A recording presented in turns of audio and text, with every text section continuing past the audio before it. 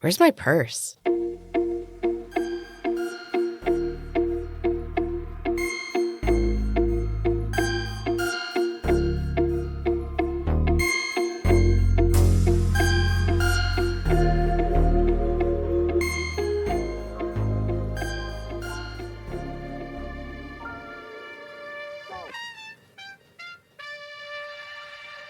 Welcome to the Chaos Lovelies.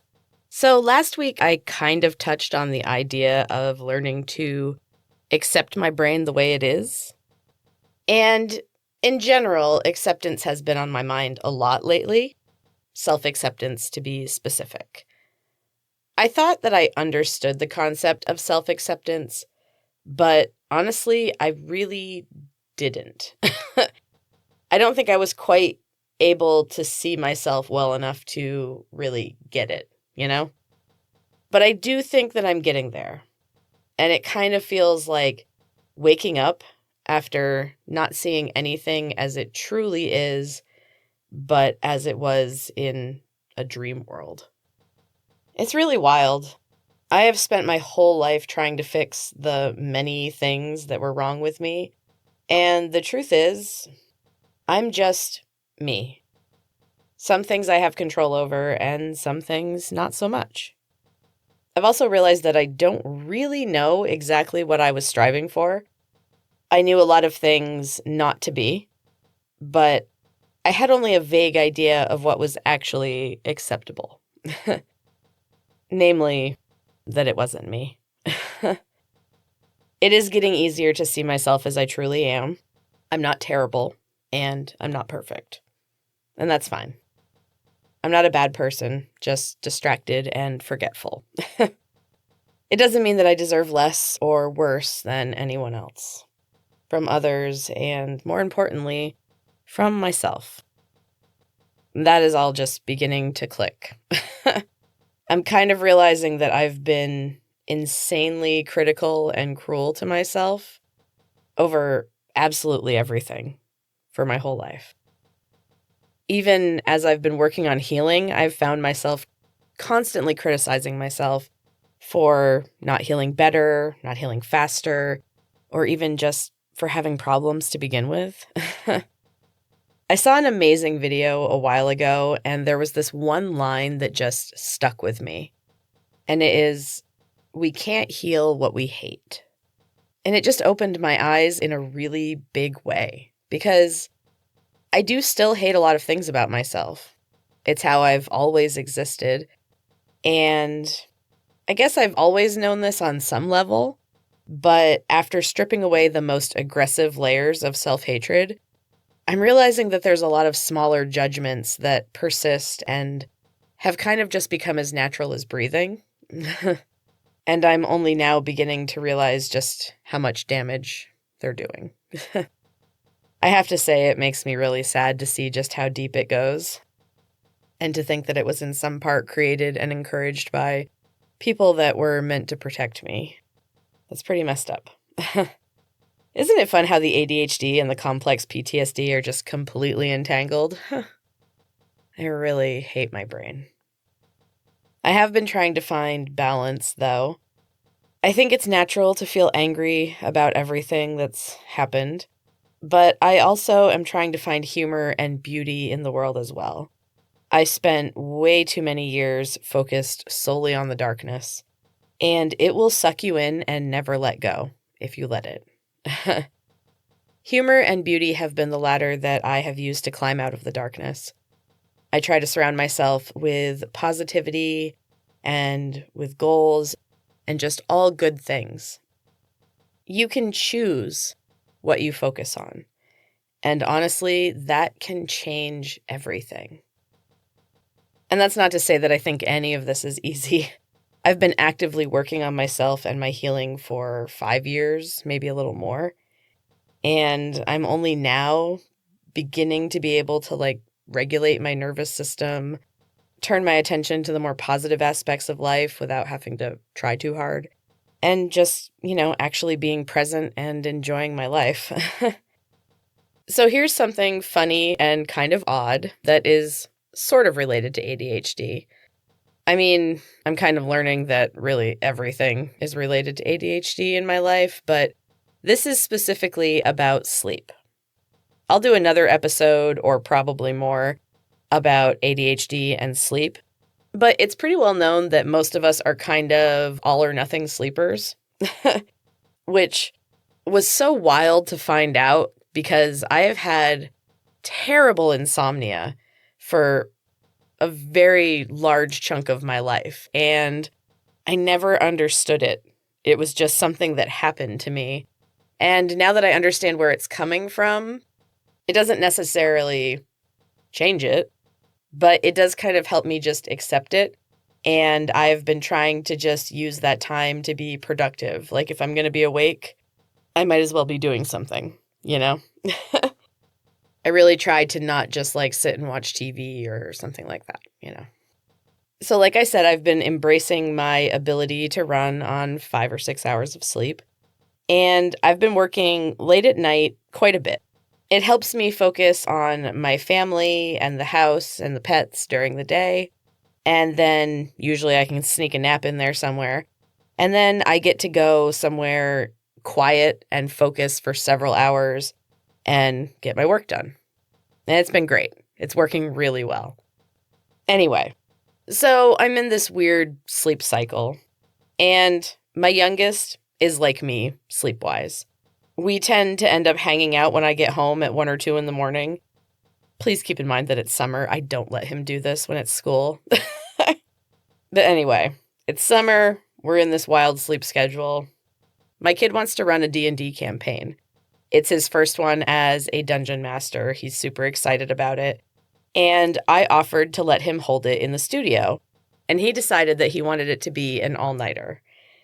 And so I stayed there working in my office all night, which honestly wasn't that difficult. Like I said, I've been working late hours anyway, which was why I was like, sure, why not? At one point, I did take a quick drive just to get some air and get out of the office for a little bit. And I came across a cat just sitting in the road. He was in the other lane, but he was like right in the middle of it. And he was sitting with his back to me. And he didn't run away when I drove by. He just kind of glared at me, which is really strange because cats always run from cars, you know?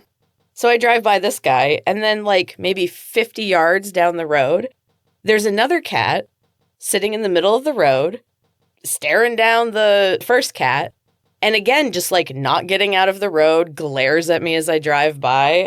And it was just wild. I really enjoy driving home late at night because I get to see all kinds of nature.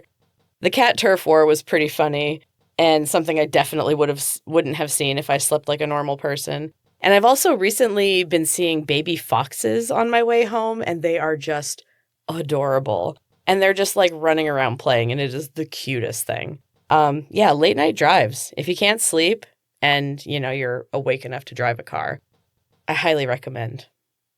So to bring this all back to self-acceptance, because as always, I got off track earlier, I recently read an article on hackspirit.com called The Ultimate Guide to Self-Acceptance. And I'll put a link to it in the show notes if you want to read the whole article.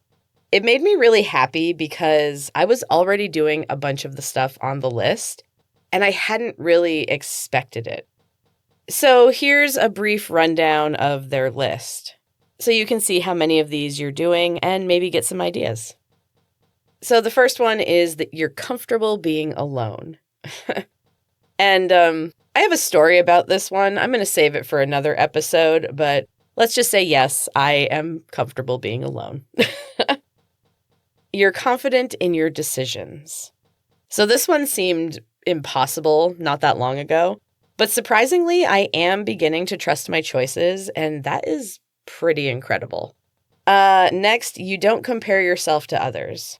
And I really don't anymore. This honestly has been the biggest surprise of all. I spent my entire existence comparing myself, as well as being compared by other people, to everyone. Family members, I took ballet, like, just everything. And, of course, I was always falling short because I hated everything about myself, so I thought I was failing comparatively, and, you know, that was kind of the consensus. The freedom of not comparing myself to anyone and just accepting me for me and them for them is an absolute gift. This is the stuff that makes all the hard work of healing totally worth it.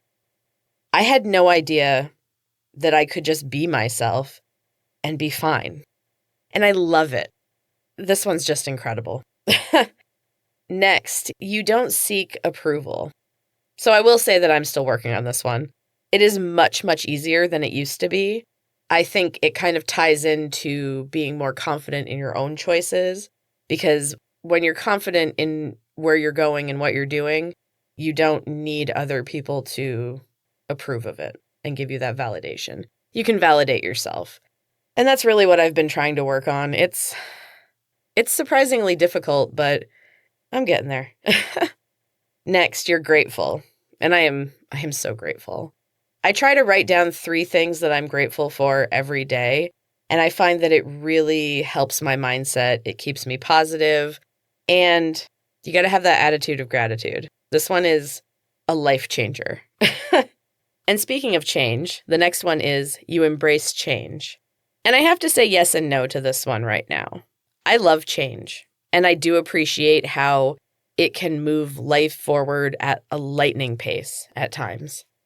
But I will say that change is also incredibly difficult, and I do still fight it at times. It is getting easier to just go with the flow, and I have to say that definitely feels better than trying to fight it. Overall, even though it's a struggle, change is good and necessary. Oh, next, you embrace your flaws. And I do, which is bizarre to me, because I finally feel loved and accepted, mostly because I am providing those things for myself now, again, not trying to get it from the outside world, and that makes it okay to have flaws. And that's a good start, right? I have really spent so much time just trying to pretend, just trying so hard to reach like this imaginary, impossible goal. Like flaws were not really something you were allowed to admit. That one's tough. I'm working on it. Oh, next, you forgive yourself. You want to talk about tough? This one's tough. I can't really say that I'm there. I am trying, but I was raised on blame, and it is really hard for me to believe that I might not actually be the cause of every terrible thing in the world. I did mention that my brain sucks, right? Oh boy. Anyway, next, self-love is a priority. I would say yes most of the time. I'm working on this one, but it is getting a lot better, and I'm starting to be able to spot when I need to increase my efforts to take care of myself. And the last one on their list is you accept your purpose. And this one I'm not sure about, honestly. Up until like maybe the last few years, I have never really thought about my purpose because it was always just to do whatever was asked of me and to reflect back other people's personalities. I didn't have to have a purpose. I wasn't raised to have one. I was just told how stupid my interests were and how I would never do anything with them. And I'd just like to say here that even with hating every fiber of my own being, I still managed to get 2 degrees in theater and use those degrees in a job for 15 years. So don't listen to other people's bullshit. They don't know what they're talking about. They don't know you. But yeah, I'm off on a tangent again. I don't know what my purpose is yet, but the pieces are slowly coming together. I'm pretty confident I'll get there. And I have to say, based on that list, I'm doing pretty well. I tend to assume that none of my work is actually, well, working. But every once in a while, I see just how far I've come. Like something just smacks me in the face with the progress that has been made. Living life without daily self-hatred is such a gift. And I'm definitely not going to give up now. Once the progress becomes obvious, it is addictive. I love life. And that's something that I never, ever thought would be possible. And I am so glad I got here. So how well are you doing with self-acceptance? How'd you do with the list? I'm constantly working on it, and I think that's what matters most. It ebbs and flows day to day for sure. But I think in the grand scheme of things, the hard work adds up. It pays off. Well, lovelies, I hope you take some time this week to do something kind and loving for yourself. It may feel silly or pointless. I know that I felt that way initially. When you hate yourself, why would you do anything kind for yourself? Like, what's to love, you know? But I am telling you, you can find something to love and find some way to care for yourself. And once you take that first step, it snowballs. And then you're diving headfirst into just some amazing, wonderful things that might seem like a fantasy right now. And you deserve it. You deserve all of it. To quote Mama RuPaul, if you can't love yourself, how in the hell are you going to love somebody else? Truer words. Anyway, I hope you have a beautiful week, lovelies. And hopefully you find your purse.